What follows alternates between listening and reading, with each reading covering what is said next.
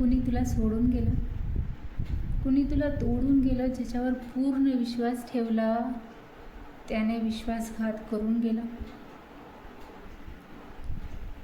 हे तुझ्यासोबत झालंय का?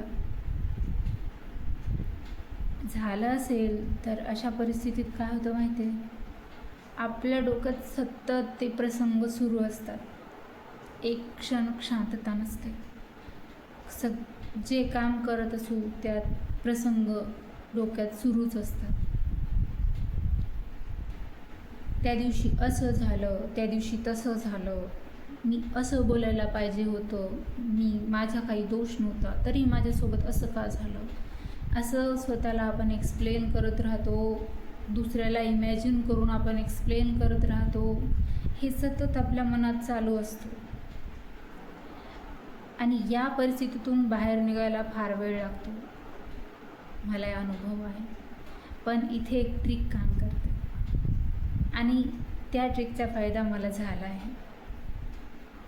काय करायचं, डोळे बंद करायचे आणि इमॅजिन करायचं की आपल्या आयुष्यातला तो दुःखद प्रसंग किंवा 2-4 असतील ते दुःखद प्रसंग एका मोठ्या पडद्याच्या टी व्हीवर चालू आहेत आणि प्रत्येक टी व्हीला हा रिमोट असतो आणि तो रिमोट आज तुमच्या हातात आहे.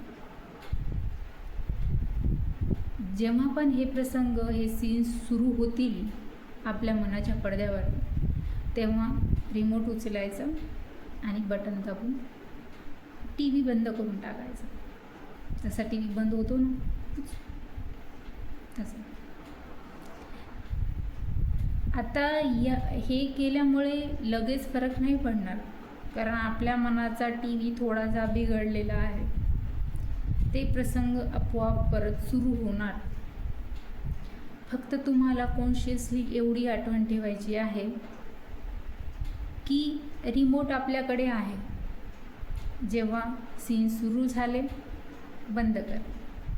याने काय होतं की माइंड लगेच प्रेझेंटमध्ये येतं आणि आपल्या हातात जे काम आहे त्या कामात आपण लक्ष द्यायचं आणि ते कॉन्शियसली करायचं.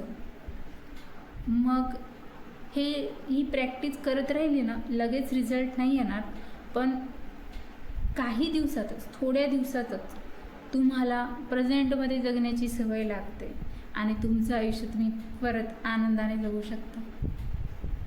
ही ट्रिक खरंच काम करते. माझ्या स्वतःवर ही ट्रिक काम केली आहे. तुम्ही पण करून बघा. लक्षात ठेवायचं, सीन चालू होतील पण रिमोट कंट्रोल आपल्या हातात.